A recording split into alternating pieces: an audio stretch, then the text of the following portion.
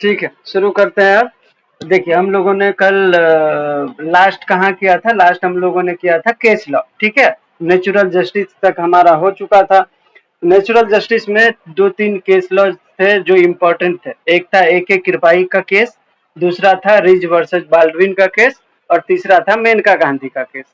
Ridge versus Baldwin का case 5-6 बार पूछा है, ठीक है, तो हमेशा याद रखना ये केस। और ए.के. कृपाई का केस, ठीक है, जो फॉरेस्ट ऑफिसर रहता है ना, वो वाला केस।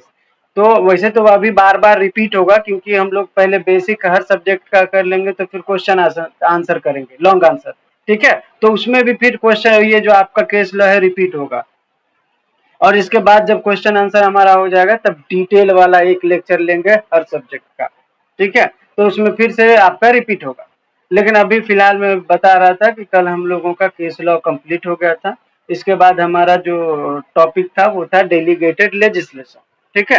डेलीगेटेड लेजिस्लेशन का मतलब क्या होता है? जब कोई लेजिस्लेचर जो होता है, ठीक है, वो कभी कभी लॉज बनाते हैं तो वो खुद से जाके तो उसको इन्फोर्स नहीं करा सकते, ठीक है।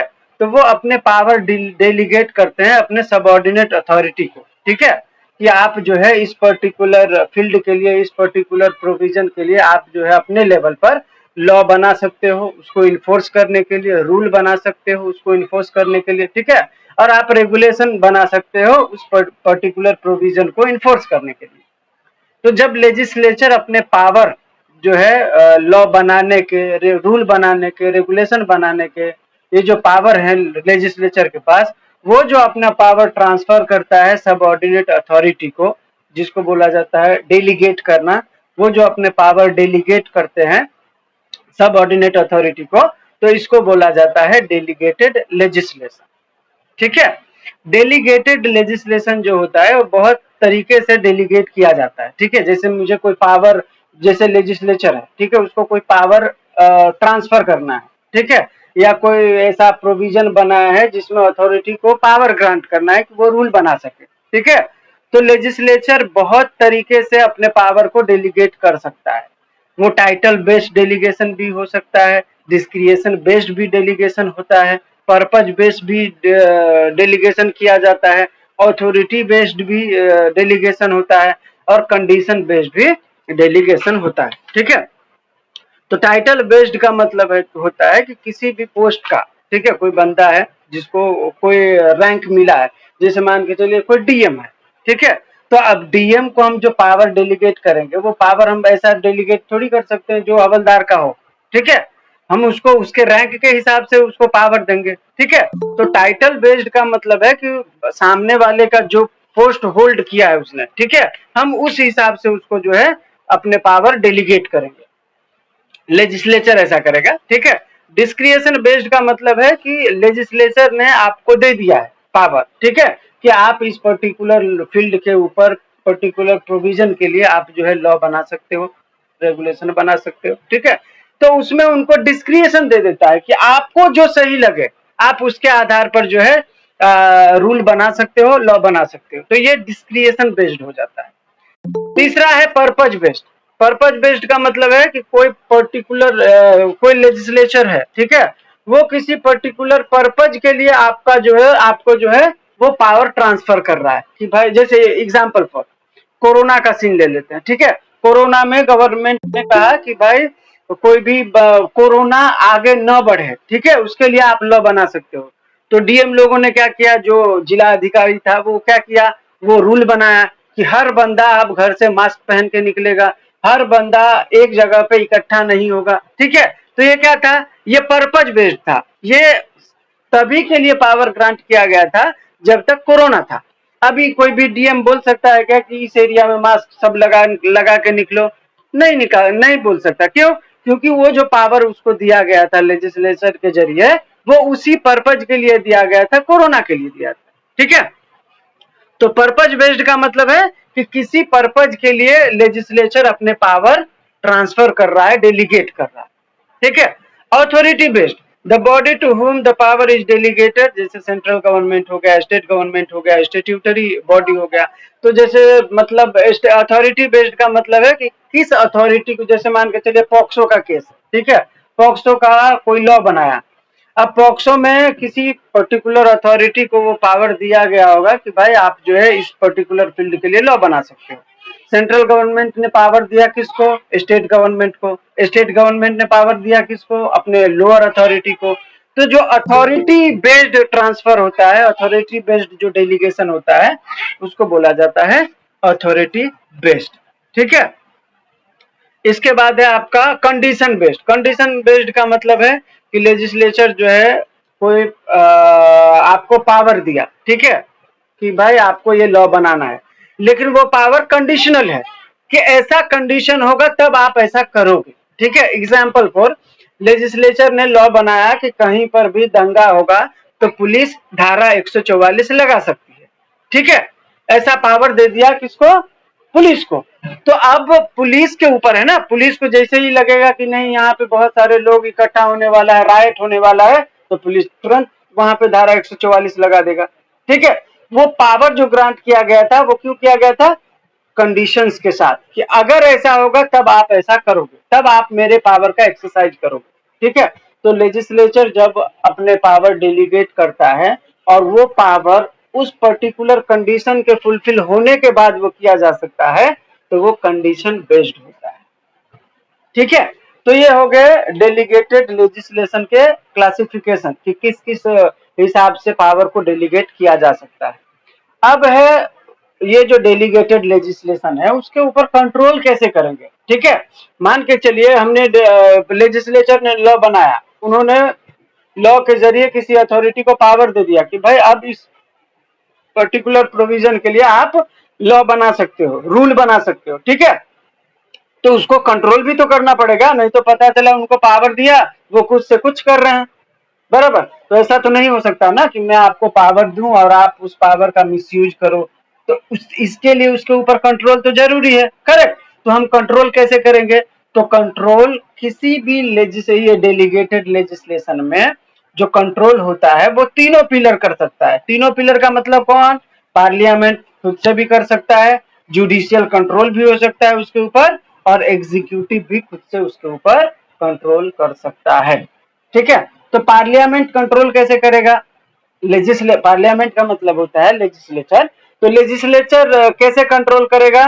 तो लेजिस्लेचर जो पावर ग्रांट किया था सामने वाले को, ठीक है, उसमें अमेंड कर देगा कि भाई मैंने तुमको पावर दिया था ये पर्टिकुलर लॉ बनाने के लिए, मैं आज से उस पावर को यहाँ से अमेंड कर दे रहा हूँ कि अब तुम वो लॉ नहीं बनाओगे।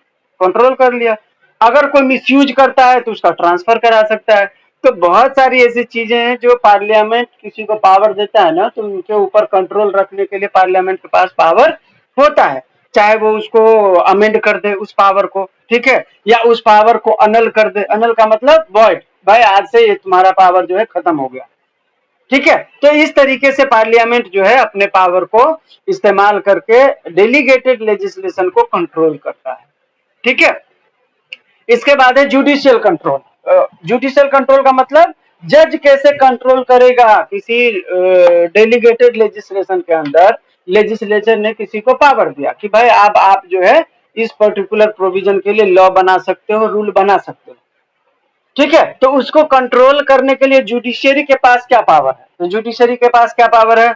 जैसे ही उसको पावर ग्रांट किया, लेजिस्लेचर ने अपने पावर डेलीगेट किया, तो जैसे ही कुछ अगर उसने कोई गलत काम किया तुरंत जुडिशियल रिव्यू हो जाएगा। अगर उसने गलत किया रहेगा तुरंत उसको हटा दिया जाएगा। ठीक है। उसको जो पावर दिए गए डेलीगेटेड लेजिस्लेशन के तहत जो उसको पावर मिला है, वो पावर उसको देने लायक वो था या नहीं था, ये कौन देखेगा? जुडिशरी देखेगा। क्या वो पावर अल्ट्रा वायरस तो नहीं था? ठीक है। जो उसको पावर दिए गए, मान के चलिए लेजिस्लेचर के पास पावर है कि वो सेंटर लेवल पे लॉ बना, ठीक है, तो ये लेजिस्लेचर का पावर है ना। अब मैं किसी को पावर डेलीगेट करूं कि भाई मेरे अपने सब ऑर्डिनेट अथॉरिटी को कि तुम एक लॉ बनाओ, ठीक है, और वो लॉ बनाता है सेंट्रल गवर्नमेंट के लिए। ऐसा हो सकता है क्या? नहीं हो सकता ना। अगर मैं राजा हूं तो मैं किसी को पावर दे रहा हूं अपने प्रजा में, तो प्रजा का पावर कहां तक सीमित होगा? उस पर्टिकुलर रीजन के लिए ना जहां वो रह रहा है। पूरे राज्य का राजा तो मैं ही रहूंगा, बराबर। अगर मैं उसको पावर देता हूं अपने प्रजा को कि उस पर्टिकुलर रीजन में आपको जो है पावर एक्सरसाइज करना है, लेकिन वो ऐसे कोई रूल बनाता है कि वो पूरे राज्य पे लागू होगा, तो ऐसा हो सकता है क्या? नहीं हो सकता।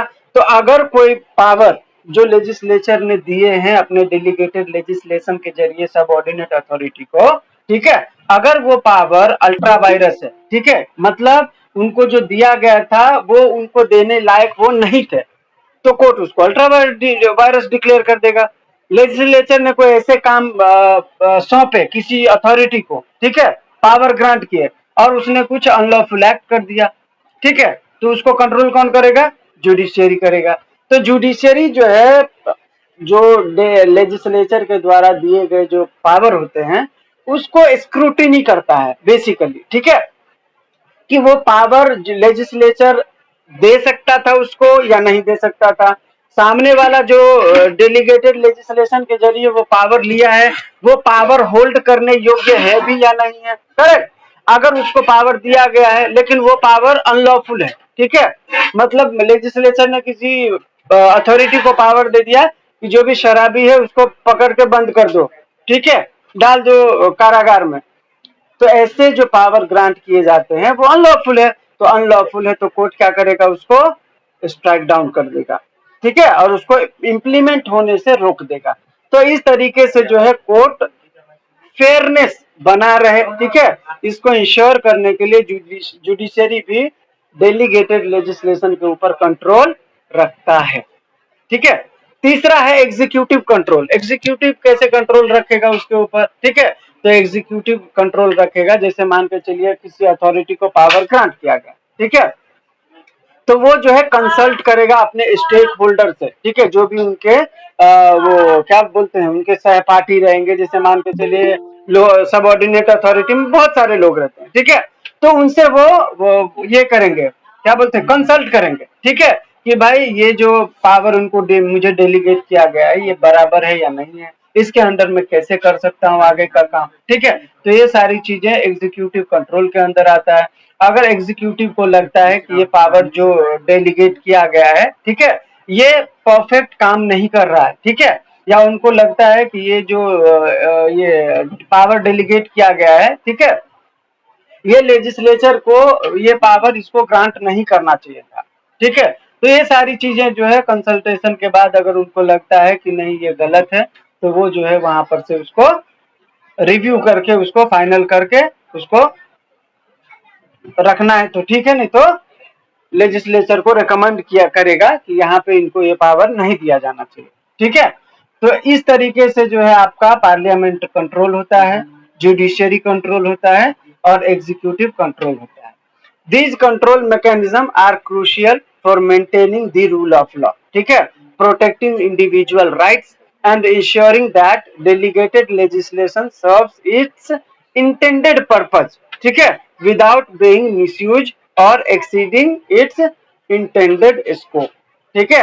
तो ये जो कंट्रोल हम करते हैं, चाहे वो एग्जीक्यूटिव कंट्रोल हो, चाहे वो जुडिशियरी कंट्रोल हो, चाहे वो पार्लियामेंट्री कंट्रोल हो, ये क्यों किया जाता है? ताकि जो डेलीगेटेड लेजिस्लेशन हमने दिया है, मतलब जिस अथॉरिटी को दिया है, वो जिस मकसद से दिया है वो फुलफिल हो रहा है या नहीं हो रहा है, क्या वो बंदा जिसको ये पावर डेलीगेट किया था वो मिसयूज तो नहीं कर रहा है, करेक्ट, तभी तो कानून का शासन होगा ना। अगर मैंने किसी को अपने पावर डेलीगेट किए और वो मिसयूज कर रहा है तो फिर पर्पज फुलफिल कहाँ हुआ, करेक्ट। तो इस तरीके से कंट्रोल करना बहुत जरूरी है और यही है इसका पर्पज, ठीक है, क्यों किया जाता है?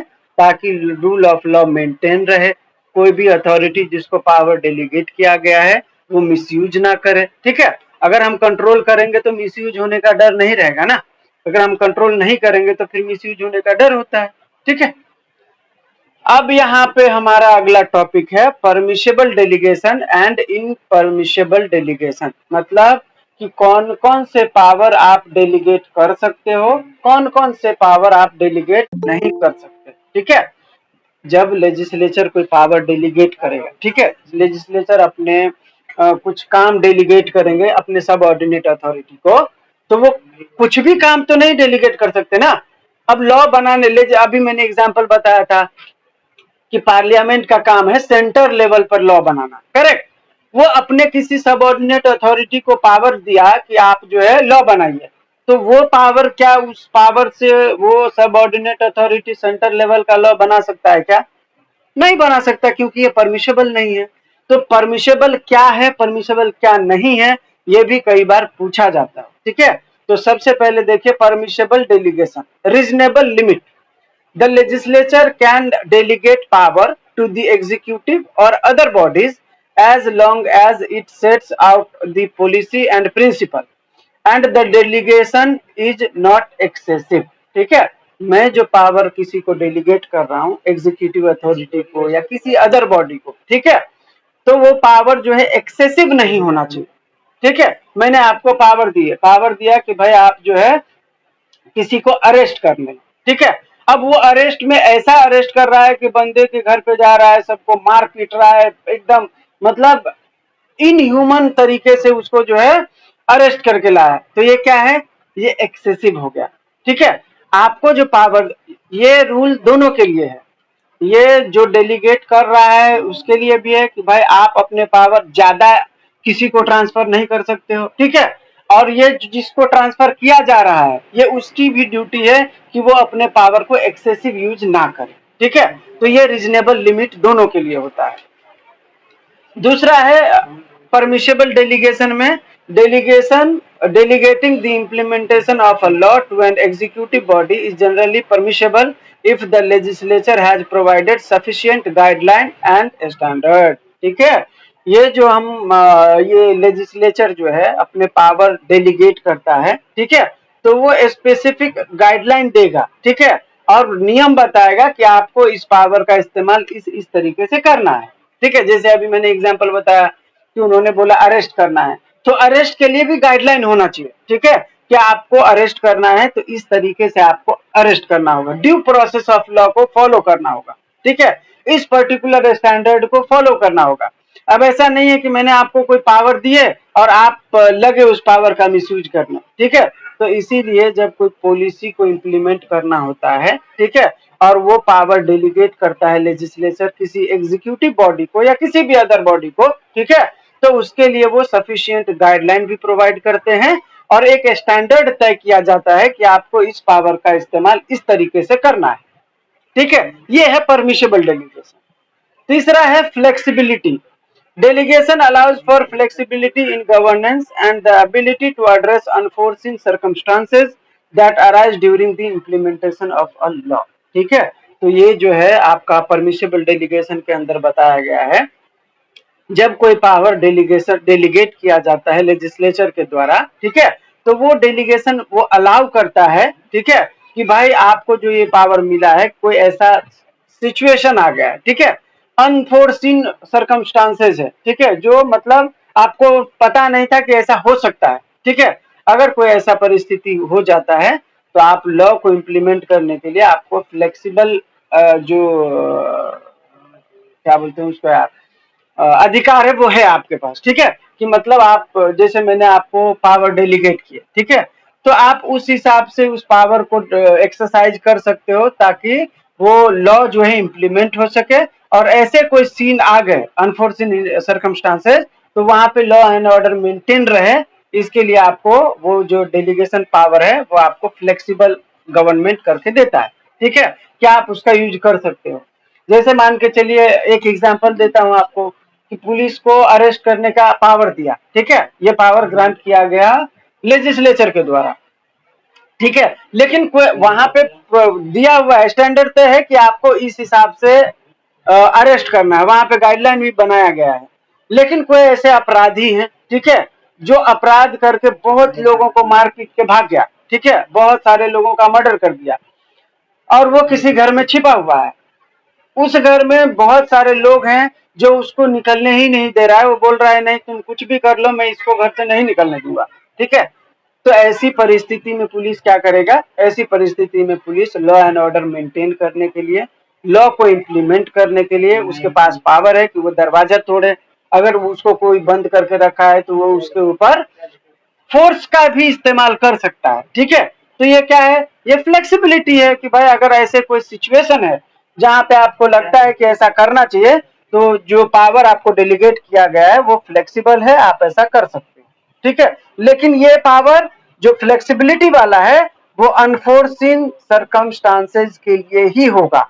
ठीक है, नेक्स्ट है आपका example, this can include delegating the power to make rules and regulation to enforce law or to set specific details within the framework of broader law. ठीक है, इसका ये परमिशेबल डेलीगेशन में बोल रहा है कि ये डेलीगेटिंग, ये जो पावर डेलीगेट किया जाएगा, ठीक है, उसमें रूल रेगुलेशन बनाने के पूरे अधिकार मिलेंगे सामने वाले को, ठीक है, ताकि वो लॉ को जो है इन्फोर्स करा सके। ठीक है, ये पावर उनको दिया जाता है। कौन कौन से पावर आप इस्तेमाल नहीं कर सकते? ठीक है,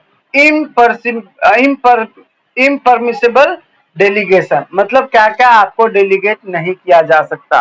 तो सबसे पहला है, the legislature can not delegate its essential law making power, ठीक है, such as determining the fundamental policy of law. मैंने अभी क्या बताया था? मैंने आपको बताया सेंटर के पास, लेजिस्लेचर के पास लॉ बनाने का अधिकार है सेंटर लेवल का। ठीक है, अगर वो किसी को पावर देते हैं अपने सबऑर्डिनेट अथॉरिटी को, तो वो क्या सेंटर लेवल पे लॉ बना सकता है? नहीं बना सकता है। क्यों? क्योंकि सेंटर लेवल के लॉ बनाने के लिए उसको पावर ही नहीं दिया जा सकता, क्योंकि वो सेंटर लेवल का लॉ बनाने का अधिकार किसके पास है? पार्लियामेंट के पास है, लेजिस्लेचर के पास है। ठीक है, तो यहाँ पे बोल रहा है the legislature can not delegate its essential law making power. ठीक है, लॉ मेकिंग पावर का जो एसेंशियल पावर है, ठीक है, लेजिस्लेचर के पास, वो पावर वो डेलीगेट नहीं कर सकते। ये इम्परमिशेबल है। ठीक है, ऐसा वो नहीं कर सकते। दूसरा क्या है इम्परमिशेबल? दूसरा है excessive delegation. Delegation is considered excessive if it leaves too much discretion to the delegate without adequate guidance, ठीक है, फ्रॉम द डेलीगेटिंग बॉडी। अभी मैंने क्या बताया था कि कोई भी पावर जब लेजिस्लेचर किसी को देगा, ठीक है, अपने पावर डेलीगेट करेगा, तो उसमें क्या देगा? सफिशिएंट गाइडलाइन होगा, स्टैंडर्ड होंगे उसके, ठीक है, कि आपको इस तरीके से लॉ बनाना है। मैंने आपको पावर दी है तो इसका मतलब ये नहीं है कि आप कैसे भी लॉ बना दो, कुछ भी कर दो, नहीं। जब कोई पावर डेलीगेट किया जाएगा तो उसके साथ सफिशिएंट गाइडलाइन होंगे। ठीक है, तो यहाँ पे क्या बोल रहा है? Delegation is considered excessive if it leaves too much discretion. ठीक है, अगर आपने किसी को पावर डेलीगेट की है और उसको बहुत ज्यादा डिस्क्रिशन दे दिया कि आपको जो करना है कर लेना, ठीक है, मैं आपको पावर दे रहा हूं, तो इससे क्या होगा? इससे ये होगा कि वो अपने पावर का मिसयूज करेंगे। ठीक है, इससे क्या होगा?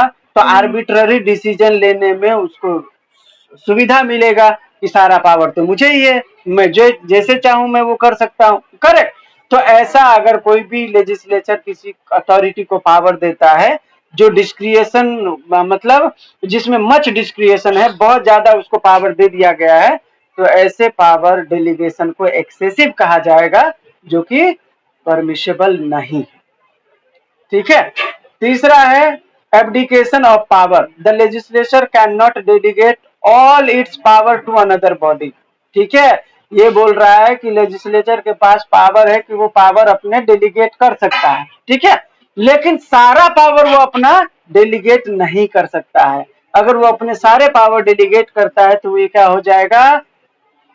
इम्परमिशेबल डेलीगेशन हो जाएगा। ठीक है, नेक्स्ट है सब delegation. While delegation is sometimes permissible, सब डेलीगेशन, मतलब सब डेलीगेशन का मतलब क्या होता है मैं आपको बताऊं।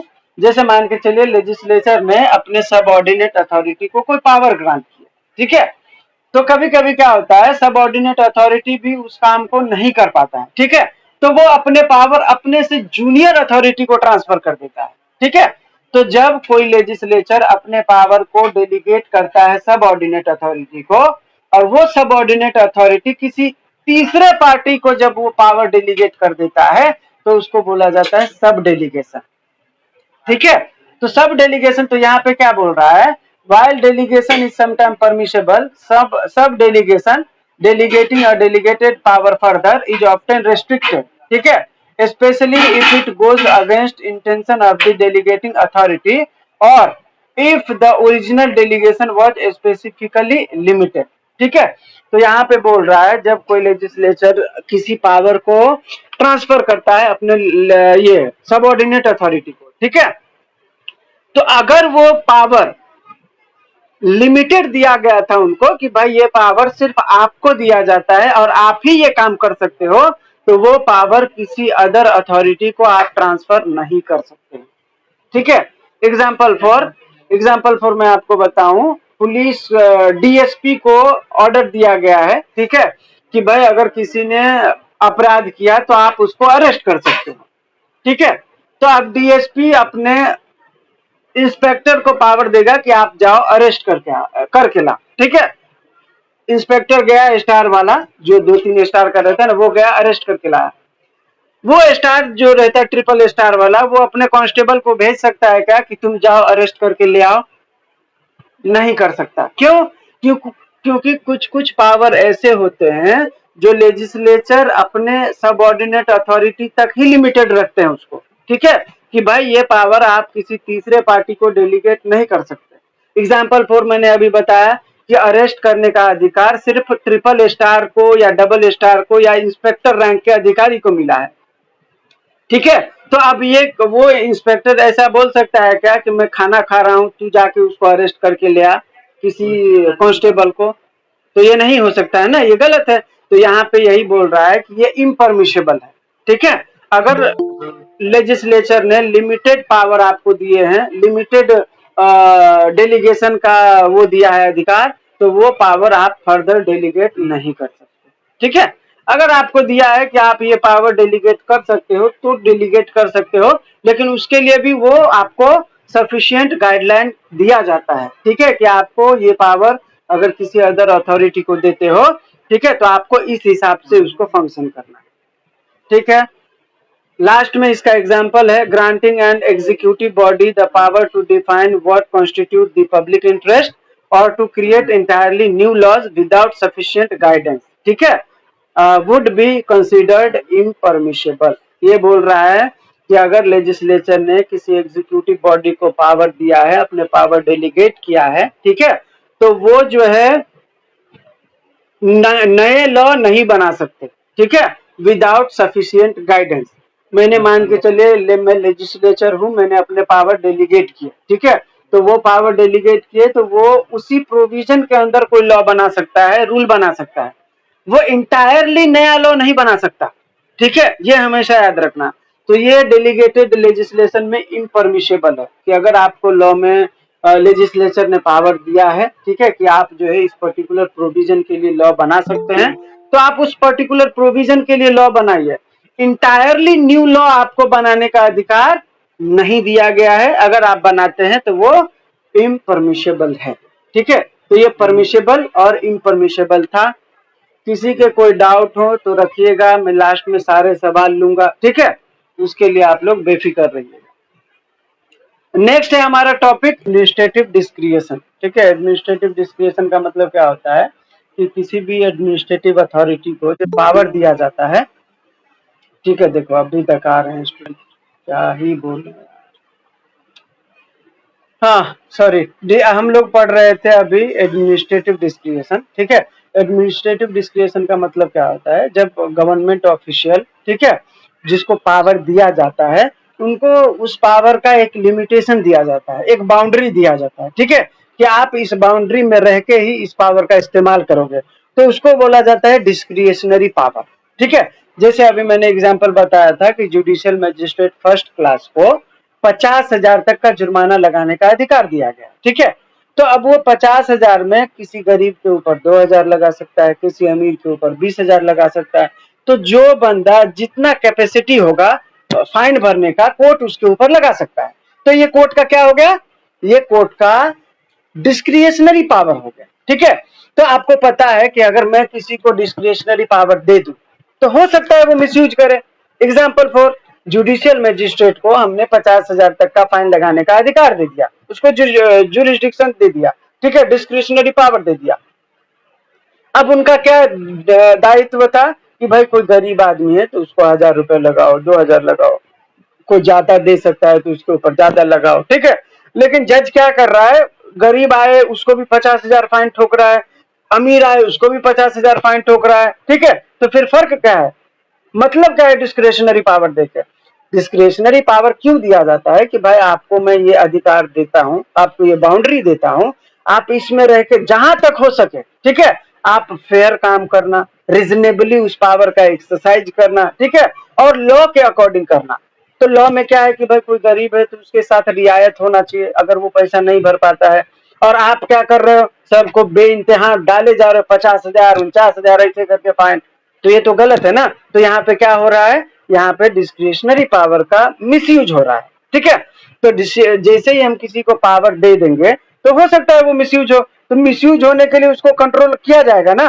तो कंट्रोल करने के लिए 3 तरीके का रेमेडी दिया गया है एडमिनिस्ट्रेटिव लॉ के अंदर, ठीक है। पहला रेमेडी है कॉन्स्टिट्यूशनल रेमेडी। इसके अंदर क्या होता है, इसके अंदर आर्टिकल 32 में सुप्रीम कोर्ट को पावर दिया गया है कि अगर कोई भी एडमिनिस्ट्रेटिव अथॉरिटी अपने डिस्क्रिशनरी पावर का मिसयूज करे या बियॉन्ड जुरिस्डिक्शन जाकर कोई काम करे तो उसको रोक सके, ठीक है, आर्टिकल 32 में। यही पावर हाई कोर्ट को आर्टिकल 226 में दिया गया है कि अगर कोई भी एडमिनिस्ट्रेटिव अथॉरिटी अपने पावर का मिसयूज करता है या अपने डिस्क्रिशनरी पावर का जो है अब्यूज करता है और बियॉन्ड जुरिस्डिक्शन जाकर कोई काम करता है तो वो उसको रोक लगा सकते हैं। अगर उन्होंने कोई ऑर्डर पास किया है और वो उनके डिस्क्रिशनरी पावर से बियॉन्ड है, ठीक है, तो उसको स्टे कर सकते हैं। कौन कर सकता है, कोर्ट कर सकता है। उसको क्या बोला जाता है, जुडिशियल रिव्यू, ठीक है। सुप्रीम कोर्ट 32 में करेगा आर्टिकल और हाई कोर्ट आर्टिकल 226 में करेगा। स्टेट्यूटरी कंट्रोल कैसे किया जाएगा, तो स्टेट्यूटरी कंट्रोल किया जा सकता है लॉ बना के, ठीक है। जैसे मान के चलिए मैंने एडमिनिस्ट्रेटिव अथॉरिटी को पावर दिया, अब वो पावर उसका वो मिसयूज कर रहे हैं, तो मैं क्या करूंगा, उस पर्टिकुलर लॉ में ही अमेंड कर दूंगा और उसको जो है बता दूंगा कि भाई तुम्हारा ये पावर 50,000 का था ना, अब तुम्हारा ये पावर 10,000 तक का रह गया। अब वो किसी को फाइन लगाएगा तो कितना लगा सकता है, 10,000 लगाएगा। तो अब वो ज्यादा नहीं जा पाएगा, अब गरीब हो या अमीर हो 10,000 तो भर ही सकता है, ठीक है, तो 10,000 का लगाएगा। तो स्टेट्यूटरी कंट्रोल हम इस तरीके से कर सकते हैं कि हम उसके लिए उस एडमिनिस्ट्रेटिव डिस्क्रिशनरी का जो पावर का मिसयूज हुआ है बियॉन्ड जुरिस्डिक्शन जाकर काम किया है, तो हम लॉ बना के उसके ऊपर कंट्रोल कर सकते हैं, ठीक है। ऑर्डिनरी कंट्रोल कैसे होता है, तो उसके ऊपर इंजंक्शन लगा देगा। अगर किसी एडमिनिस्ट्रेटिव अथॉरिटी ने कोई ऑर्डर पास करा, ठीक है, तो उसको इंजंक्शन लगा देगा कि भाई रोको उसको। अगर उससे किसी को डैमेज हुआ है तो हम डैमेजेस क्लेम करा देंगे, उसका हो गया डिस्क्रिशनरी पावर का कंट्रोल, ठीक है। स्टे लगाया जा सकता है अगर किसी एडमिनिस्ट्रेटिव अथॉरिटी ने अपने डिस्क्रिशनरी पावर का मिसयूज किया है तो उसके ऊपर स्टे लगा दिया जाएगा कि भाई तुम अपने पावर का यहाँ से इस्तेमाल नहीं करोगे। तो कॉन्स्टिट्यूशनल कंट्रोल भी होता है, स्टेट्यूटरी कंट्रोल भी होता है और ऑर्डिनरी कंट्रोल में इंजंक्शन, स्टे लगा देना, डैमेजेस करना, ये सारी चीजें आता है, ठीक है। अब एडमिनिस्ट्रेटिव डिस्क्रिएशन को हम चैलेंज कैसे करेंगे, ठीक है। अगर किसी अथॉरिटी ने अपने पावर का जो है मिसयूज किया है, उनको जो जुरिस्डिक्शन दिया गया था, उनको जो बाउंड्री दी गई थी, उनको जो डिस्क्रिशनरी पावर दिए गए थे, वो उसका उसने मिसयूज किया, तो इसके लिए कुछ ग्राउंड तो होने चाहिए ना, तभी तो आप चैलेंज करोगे ना। तो यहाँ पे पूछा गया है ground to challenge administrative discretion, ठीक है। तो सबसे पहला है अनरीजनेबल। अगर किसी एडमिनिस्ट्रेटिव अथॉरिटी ने अपने डिस्क्रिशनरी पावर का मिसयूज किया है, ठीक है, और या उसको जो पावर दिए गए हैं या उसको जो डिस्क्रिशन दिया गया है अगर वो अनरीजनेबल है, ठीक है, तो उसको चैलेंज किया जा सकता है। दूसरा है arbitrary use of disciplinary power, discretionary power, ठीक है। अगर डिस्क्रिशनरी पावर किसी अथॉरिटी को मिला है और वो पावर वो आर्बिट्ररी यूज कर रहा है, मतलब पुलिस है, ठीक है, उसको अरेस्ट करना है किसी को तो वो जाके सीधा अरेस्ट कर लेता है।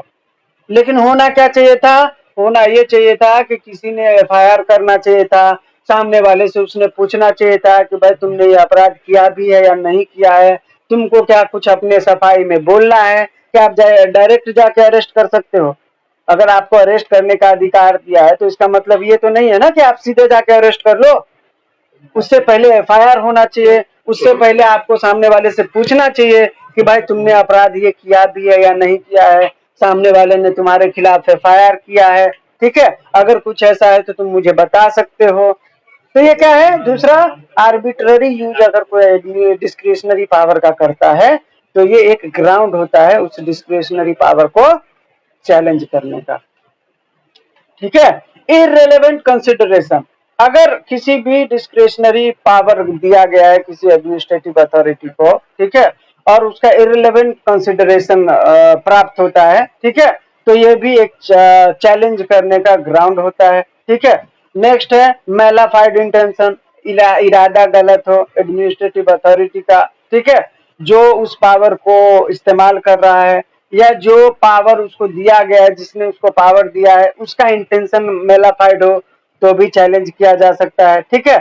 और अगर किसी अथॉरिटी को डिस्क्रिशनरी पावर दिया गया है लेकिन उसका पर्पज जो है वो लॉफुल नहीं है या इम्प्रॉपर है, ठीक है, तो ये भी ग्राउंड होता है उसको चैलेंज करने का, ठीक है। नेक्स्ट है हमारा जुडिशियल रिव्यू। जुडिशियल रिव्यू का मतलब क्या होता है, कोई भी एडमिनिस्ट्रेटिव अथॉरिटी जब अपने फंक्शंस को एक्सरसाइज करता है, ठीक है, या गवर्नमेंट बॉडी अगर है कोई और वो अगर कोई डिसीजन लेता है या कोई एक्शन करता है, ठीक है, और कोर्ट को ये लगता है कि वो जो अथॉरिटी है या गवर्नमेंट ऑफिशियल है या गवर्नमेंट बॉडी है वो अपने पावर का दुरुपयोग किया है, ठीक है, या जो उसको पावर दिया गया था वो उसके बियॉन्ड जाकर काम कर रहा है, तो कोर्ट ऐसे में उस पर्टिकुलर डिसीजन का जुडिशियल रिव्यू कर सकता है, ठीक है।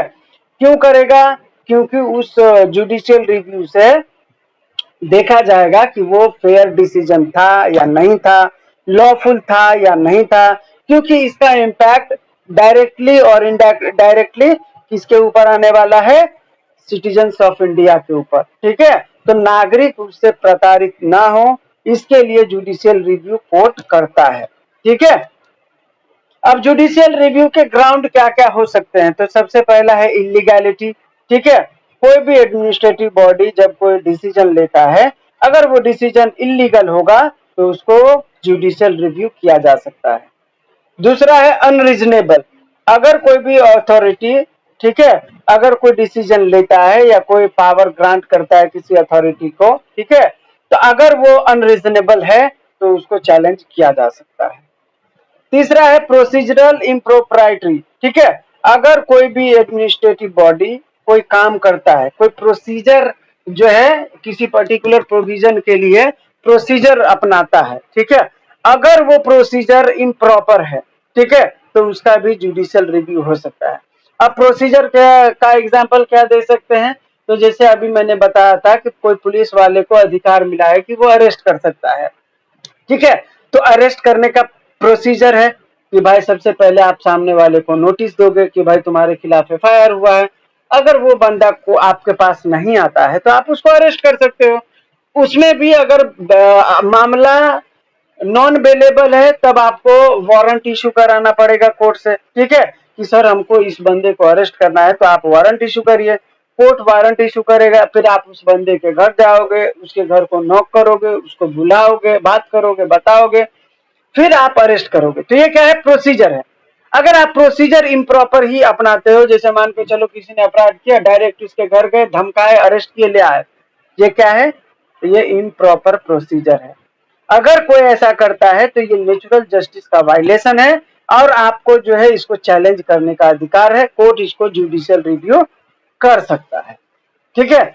इसके बाद है प्रोपोर्शनैलिटी, सेम, लेजिटिमेट एक्सपेक्टेशन, ये सारी चीजें जो है आपका जुडिशियल रिव्यू का ग्राउंड होता है, ठीक है।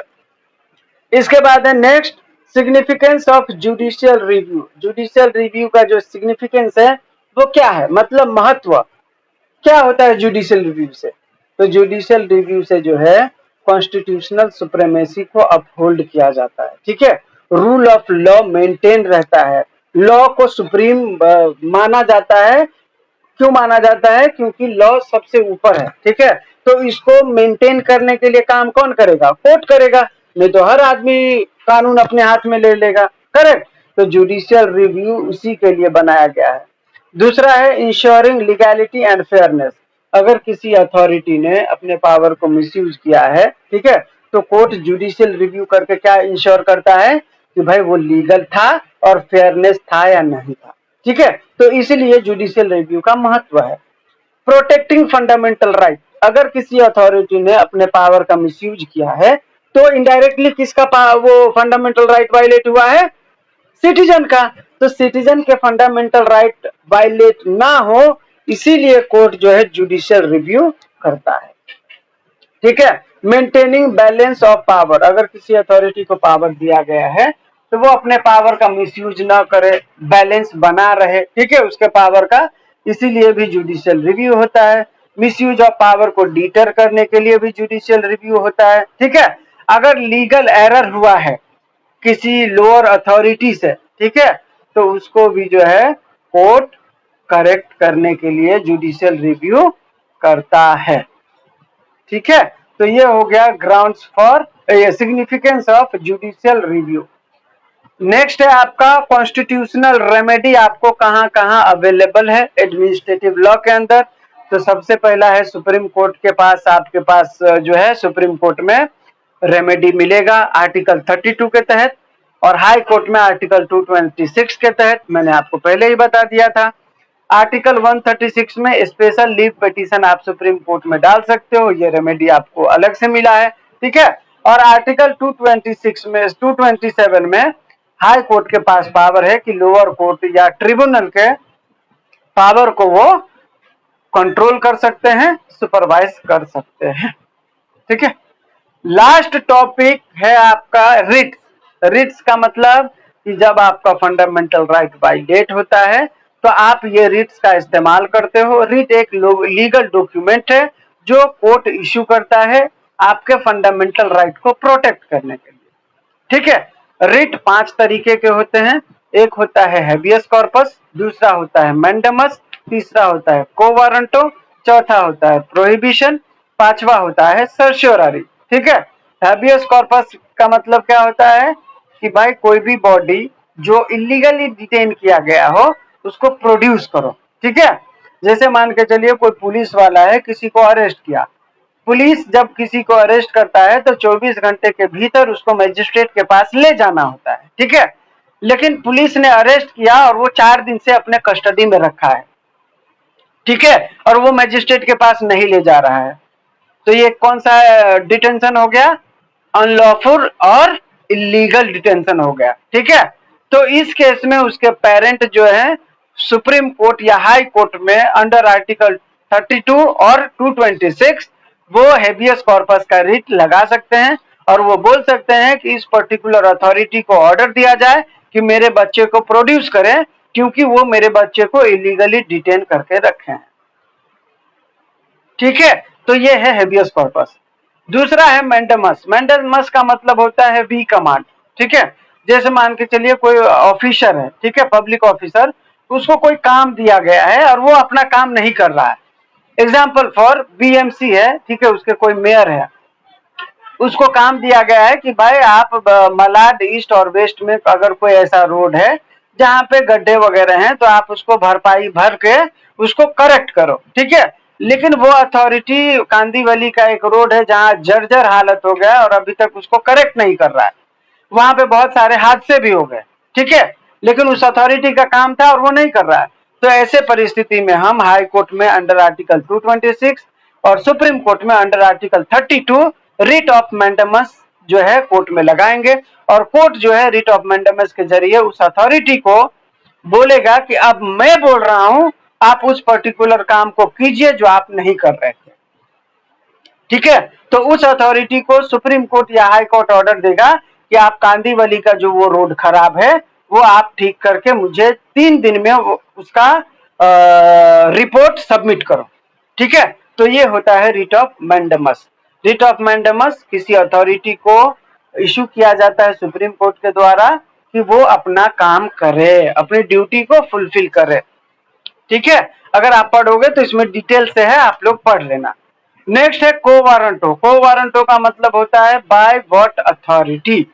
कोई पब्लिक ऑफिसर है जिसको वो ड्यूटी नहीं दिया गया था जो वो होल्ड कर रहा है अभी, ठीक है। तो इसके लिए आप कोर्ट में कर सकते हो फाइल। एग्जाम्पल फॉर, आप ट्रेन से यात्रा करोगे तो कभी कभी क्या होता है, यूपी बिहार के ट्रेन में टीटी जो है नहीं आता है तो पुलिस आके टिकट चेक करता है, ठीक है। पुलिस का पर्पज ये रहता है कि अगर किसी के पास टिकट नहीं होगा ना तो फाइन मार के एकदम कमा लेंगे। जबकि ये काम किसका था, टीटी का था, चेक करने का। चेक कौन कर रहा है, कांस्टेबल। तो ये गलत है ना। तो वो अपने पावर का मिसयूज कर रहा है, वो उस पावर को होल्ड कर रहा है जिसका पावर उसको मिला ही नहीं है, ठीक है। मतलब जो पोस्ट उसको नहीं मिला है उस पोस्ट को वो होल्ड करके रखा है। तो ऐसी परिस्थिति में आप कोर्ट में, हाई कोर्ट में या सुप्रीम कोर्ट में रिट ऑफ को वारंट टू इशू करा सकते हो कि सर आप इस पर्टिकुलर इंसान से पूछिए कि वो किस मकसद से, किस अधिकार से उस पोस्ट को होल्ड किया था जो उसका अधिकारी है ही नहीं, ठीक है। तो कोर्ट उस बंदे से पूछेगा कि क्यों भाई, तुम तो पुलिस हो, तो तुम टीटी का पोस्ट क्यों होल्ड किए थे, ठीक है। तो ये है आपका को वारंट। फोर्थ है आपका प्रोहिबिशन। प्रोहिबिशन का मतलब ये है, प्रोहिबिशन का मतलब क्या होता है, प्रोहिबिट करना, रोकना, ठीक है, सिंपल। तो इसमें हाई कोर्ट या सुप्रीम कोर्ट अपने इंफीरियर कोर्ट को, ठीक है, जब इंफीरियर कोर्ट अपने अधिकार क्षेत्र से, मतलब जुडिशियल जो उनका ये रहता है जुरिस्डिक्शन, उसके बियॉन्ड जाकर अगर कोई वो मैटर देखते हैं, जैसे मान के चलिए फैमिली कोर्ट है, ठीक है, और वो किसी क्रिमिनल केस का जो है ट्रायल शुरू कर देते हैं, क्या वो ऐसा कर सकते हैं, नहीं कर सकते हैं, क्योंकि उनको फैमिली कोर्ट का मैटर देखने के लिए मिला था और वो क्रिमिनल केस देख रहे हैं, तो ये अपने जुरिस्डिक्शन से बियॉन्ड चले गए, करेक्ट। तो ऐसी परिस्थिति में आप सुप्रीम कोर्ट में या हाई कोर्ट में रिट ऑफ प्रोहिबिशन लगा सकते हो। फिर हाई कोर्ट या सुप्रीम कोर्ट उनसे पूछेगा कि भाई क्यों क्यों आप जुरिस्डिक्शन क्रॉस कर रहे हो, आपको सिर्फ फैमिली मैटर देखने के लिए बोला था, आप क्रिमिनल केस देख रहे हो, तो आप वहीं पे रुक जाओ, ठीक है। तो हाई कोर्ट या सुप्रीम कोर्ट उनको वहीं पे प्रोहिबिट कर देगा, रोक देगा कि अब आप जो है इस मामले को नहीं देखेंगे, ठीक है। इसके बाद है लास्ट रिट है इसका सर्शियोररी। सर्शियोररी में क्या होता है, एक स्टेप आगे होता है। प्रोहिबिट में क्या था, प्रोहिबिशन में कि अभी जुरिस्डिक्शन नहीं था तो वो मैटर सिर्फ देख ही रहा था, उसमें ऑर्डर वगैरह नहीं आया था। ये एक स्टेप जब आगे हो जाता है, मान के चलिए कोई लोअर कोर्ट है और उसने बियॉन्ड जुरिस्डिक्शन जाके मैटर ले भी लिया और उसमें ऑर्डर भी पास कर दिए, करेक्ट। तो जब ऑर्डर पास हो जाता है तो उस ऑर्डर को क्वैश करने के लिए, ठीक है, उस ऑर्डर को रद्द करने के लिए, उस मैटर को अपने पास वापिस बुलाने के लिए writ of certiorari supreme court या हाई कोर्ट इश्यू करता है सामने वाले कोर्ट को, ठीक है, कि भाई आपका ये जुरिस्डिक्शन नहीं था, आप ये ऑर्डर पास नहीं कर सकते हो, तो मैं इस ऑर्डर को यहीं पर रद्द करता हूं, ठीक है। और वहीं पे खत्म होके अगर कोर्ट को लगेगा कि वो मैटर मेरे पास आना चाहिए तो वो कोर्ट मैटर अपने पास रिव्यू के लिए ले सकता है, ठीक है। तो ये हो गया आपका रिट ऑफ सर्सरी। तो ये 5 तरीके का रिट हो गया। लास्ट टॉपिक आपका आज के लिए है ओम्बड्समैन, ठीक है। ओम्बड्समैन का मतलब क्या होता है मैं आपको बताऊं। तो जैसे मान के चलिए एडमिनिस्ट्रेटिव अथॉरिटी है, ठीक है, हम एडमिनिस्ट्रेटिव लॉ पढ़ रहे हैं, ठीक है, तो इसके अंदर एडमिनिस्ट्रेटिव अथॉरिटी होगा। जब कोई एडमिनिस्ट्रेटिव अथॉरिटी अपने पावर को मिसयूज करता है, ठीक है, या बियॉन्ड जुरिस्डिक्शन जाके काम करता है, तो उसको कंट्रोल करने के लिए उस जगह पे कोई होना चाहिए ना। कोर्ट तो बाद में है, लेकिन उस अथॉरिटी से ऊपर कुछ तो होना चाहिए ना, ताकि वो उसको कंट्रोल कर सके, ठीक है। तो जब कोई अथॉरिटी, एडमिनिस्ट्रेटिव अथॉरिटी अपने पावर का मिसयूज करता है तो उसके ऊपर का जो अथॉरिटी होता है उसको बोला जाता है ओम्बड्समैन, ठीक है। ओम्बड्समैन जो है ये वर्ड फॉरेन से लिया गया है। हमारे भारत में ओम्बड्समैन को सेंटर लेवल पर किसी एडमिनिस्ट्रेटिव अथॉरिटी को अगर वो करना है, रेगुलेट करता है, तो उसको बोला जाता है लोकपाल, ठीक है।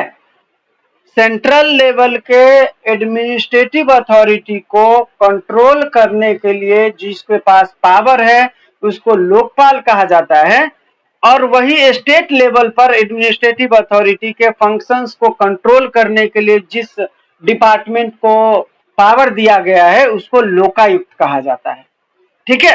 तो खास करके इसका पावर क्या होता है ओम्बड्समैन का, मतलब सेंटर लेवल पे लोकपाल का और स्टेट लेवल पे लोकायुक्त का पावर क्या है? तो इनका पावर ये होता है कि कोई भी एडमिनिस्ट्रेटिव बॉडी, ठीक है, अगर कोई गलत किया है, कोई काम गलत किया है, तो उसके ऊपर इन्वेस्टिगेशन बिठा सकता है। कौन? ये लोकपाल। लोकपाल सेंटर लेवल के एडमिनिस्ट्रेटिव अथॉरिटी के ऊपर ये काम कर सकता है, ठीक है। इन्वेस्टिगेशन का पावर होता है उनके पास, ठीक है। अगर कोई डिस्प्यूट अराइज होता है उनके बीच, तो वो भी वो सेटल कर सकते हैं, ठीक है। इसके बाद गुड गवर्नेंस को प्रोटेक्ट करने के लिए, प्रमोट करने के लिए जो है लोकपाल का जो है काम रहता है। तो सेंटर लेवल के लिए लोकपाल होता है और स्टेट लेवल के लिए जो काम करता है वो लोकायुक्त होता है, ठीक है। तो उम्मीद है मुझे कि यहाँ तक आप लोगों को समझ में आया हो। आज हमारा एडमिनिस्ट्रेटिव लॉ का जो बेसिक लेक्चर था वो खत्म हो रहा है, ठीक है। मोटा मोटी आपके एडमिनिस्ट्रेटिव लॉ में यही है, ठीक है। बाकी हम लोग डिटेल्ड लेक्चर करेंगे, अभी अपने पास बहुत टाइम है, ठीक है।